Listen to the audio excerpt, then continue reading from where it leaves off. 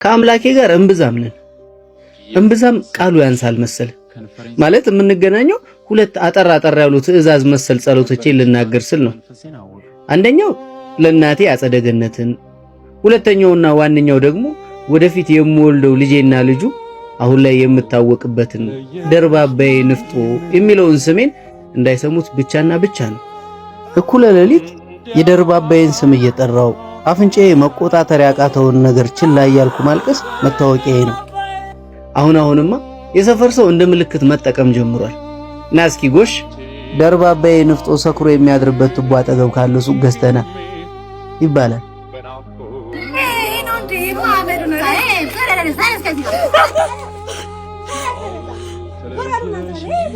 ደርባባዬ ንፍጦ ብሎ ያወጣልኝን ጠላቴን አላውቀውም። ብቻ ግን ሲጠሩኝ መዞር ጀምሬያለሁ። ማፍቀር፣ አፍቅሮ መሰቃየት፣ አንድን ሰው ነፍሱ እስኪጠፋ መውደድ እንደ ኃጢአት የሚቆጠርበት ዓለም ላይ ሆኜ የኔ ደርባባዬን ማምለክ የኔ ደርባባዬን ብዬ ራሴን መጣሌ እነሱ ጋር ሲደርስ ቀልድ ነው። እያሰላሰልኩሽ ከንፈሬን ሳኝከው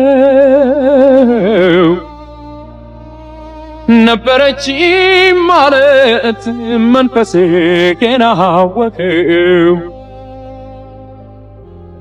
የሰቀቀን አንቺ የመለየት መርዶ ጣልሽብኝ ፍቅሬ ኮይ የሐዘን በረዶ አልተለየሽኝም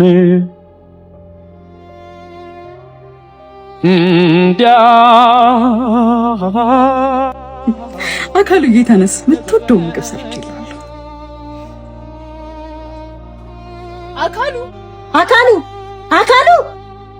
አካሉ ውስጥ እንዳለ ካቃለው አካሉ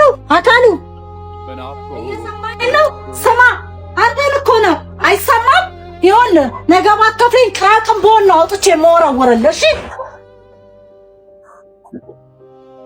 ደርባባዬ ንፍጦ አንተ ጀነገራ ይመስላል። አለመግባት አልችልም። ከሁለት ትዕዛዝ አዘል ጸሎቴ ጋር የሷን ነገር ቁረጥልኝ የሚል ሶስተኛ ጸሎት ስላልጨመርኩ ይሁን አላውቅም፣ ማታ እያዳፉኝ ካስወጡኝ መሸታ ቤት ዛሬም ምንም እንዳልተፈጠረ መሰስብ እየገባው። ጠባቧ ማምሻዬ ሙዚቃ አስክሯታል። ኑሮ አልገፋ ያላቸውን ብዙ የቀን ሰራተኞች አጭቃ ይዛለች። የታለች ያቺ ገለሞታ? ባይኔ እፈልጋታለሁ። እሷን የማየት ሱስ ኖሮብኝ አይደለም፣ እሷን ፈልጌ እንዳልመጣሁ እንድታውቅ ባይኔ ገላምጬ ላሳያት እንጂ። ዛሬ የሚታዘዘው ሌላ ሰው ነው። ያቺ ደርባባ ባለ ንቅሳት የደም ገንቦ ሴተኛ ዳር የለችም። ቆየት አባቷ ሄዳ ነው? ድምጼን ዝቅ አድርጌ ራሴን እጠይቃለሁ። ይሄን የቀን ሰራተኛ ለማማለል ቁልጭ የሚሉ ሴቶችን ገላ ባይኔ ፈተሽኩ። የኔዋ ደርባባ ግን የለችም። እኔ ግን አዲስ ህይወት ለመጀመር ለምን አላስብም? ለምን ከነንከኔ አምና የምትቀበለኝን አልፈልግም? አሁን እቺ ምን ይወጣላታል? በርግጥ ትንሽ ጥርሷ 1/3ኛው ውጪ ነው። በርግጥ አይኖቿ የባለ ሱቁን አወል አይኖች ይመስላሉ። በርግጥ ግን ቆያቺ ደርባባ ጋለሞታስ እግሯን አንሻፋ የቆመችውን አስተናጋጅ በምልክት ጠሯት። ያቺ ሴት የት ናት? የቷ? ያቺ እንዴ እኮ የቷ? የድሮ ጮኛህን ነው? ያቻ ትልቅ ሀብታሙ በዴ ጋር። ሀብታሙ በዴ ልቤ አካባቢ ቀዘቀዘኝ። በድሉ ማለት ከዛ ሁሉ ቀን ሰራተኛ መሃል ሀብታሙ ነው። በነጫጭ የተደረደሩ ጥርሶቹ ያልተንበረከከ ሴተኛ ዳሪ የለችም። ከቀበሌ 3 እስከ ቀበሌ 7 ድረስ ሙሉ ሴቶች በድሉ ሲባል ያንዘረዝራቸዋል። የሰማይ አምላክ ጸሎቴን ስማ እንዴ ባካህ ድሬ ጥራኝ ከሀብታሙ በዴ እያሉ ይገጥሙለታል። ቆይ ግን ማን ነው ሀብታም ያደረገው?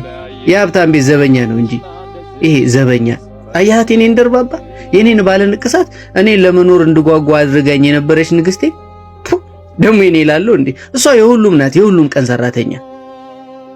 እዛ አንገት ላይ ጣቶቼን እንዳንሸራሽር የፈቀደችልኝ እኔ ብቻ ነበርኩ። ይሄ ሴት አውል ክፍለ ሀገር ያለው አጎቱ አንድ ነገር አድርጎለት ነው እንጂ ደርባባ ይበድሉን እንዴት ትወዷለች? የሀብታም ትራፊ እየበላ ሆዱ ሞላል እንጂ ሀብታሞቹ የጠበባቸውን ጨርቅ እየለበሰ አማረበት እንጂ ከኔ ከአካሉ ተሰማ እንግዱ በምን ይበልጣል? እኔ ግን ቆይ ክፍለ ሀገር ዘመድ የለኝም እንዴ? እውነትም እናቴ ብትሆን ጥላኝ ትሄድ ነበር? እናቴ ብትሆን የሚጎዳኝን እያወቀች የሌላ ሰው ትሆን ነበር? መተኪያ የሌለው የእናት ሞት ነው እንጂ። ድምጼን ከፍ አድርጌ ቆይ ምንድነው የማወራው? ሰክራለሁ እንዴ? እሺ የዛሬው ሳረቄ ለምንድነው ውሃ የሚለው? ይቺ ጋለሞታ ከዚህ ሴት አውል ጋር አሸሼ ገዳሜ ስትል አረቄ ማውጣት አቃታት አይደል? አካሉ ብቻ ማውራት ጀመርክ እንዴ? ዞር ያየሁት ግርማ ነው። ግርማ ግን ድሮም እንደዚህ ያስጠላል። አረቄው በጣም ቀጠና። የኔ ምንም አልሆንም፣ እስኪ አንተን ብሎ በአንድ ትንፋሽ ጅው አድርጎ ከንፈሩን በእጁ ሞዠቀው። ቦክስ ልሰንዝር ይዣንጠልጥዬ አውጥቼ ይዋጣል ልበለው? ልክ ነህ፣ ያንተ ቀጥኗል። እንካማ ቅመሳት ብድሬን ለመመለስ የሽኝም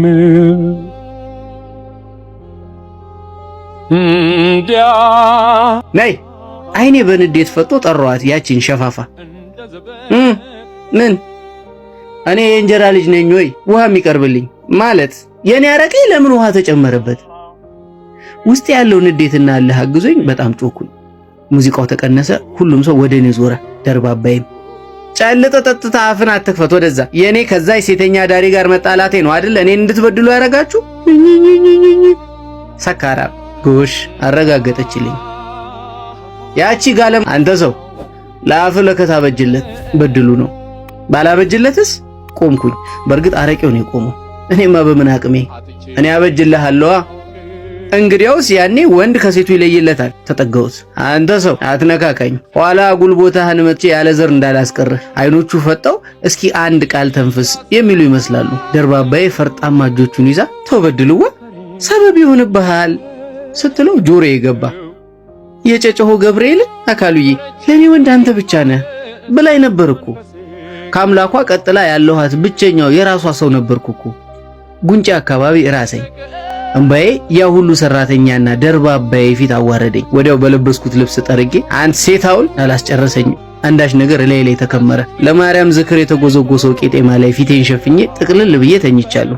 በድሉ መሰንዘሩን አላቆመም። አንዳንዴም እርግጫለሁ። ማገላገል የፈራ የቀን ሰራተኛ ከንፈሩን እየመጠጠ ያየኛል። በድሉ ግን አላሳዝነው። ድንገት ግን በመሃል የጠርሙስ ድምጽ ሰማሁ። ወዲያው አጠገቤ አንድ ግዙፍ ነገር ወደቀ። ሁሉም ሰው ጮኸ። ግራ ገባኝ። በድሉ ደምስሮቹ ተገታትሮ አጠገቤ ወድቋል። ደነገጥኩ። እሷ ናት እኮ ለጉልበቱ አዝና አረቄውን በውሃ ስጡት ያለችው ብሎ ሲያንሾካሹኩ ሰማሁ። ይበልጥ ደነገጥኩ። ባለሁበት ጉልበቴን አቅፌ ቁጭ ብዬ በአይኔ ፈልጋት ጀመር። አየኋት የኔን እጮኛ፣ የኔ ጠበቃ። አይኗ በንዴት ፈጦ ቁና ቁና እየተነፈሰች በእጇ ጠርሙስ ይዛ ቆማለች። እያሰላሰልኩሽ ለፈረንሳይከው ደርባባዬ አሁንም ትወደኛለች እንዴ?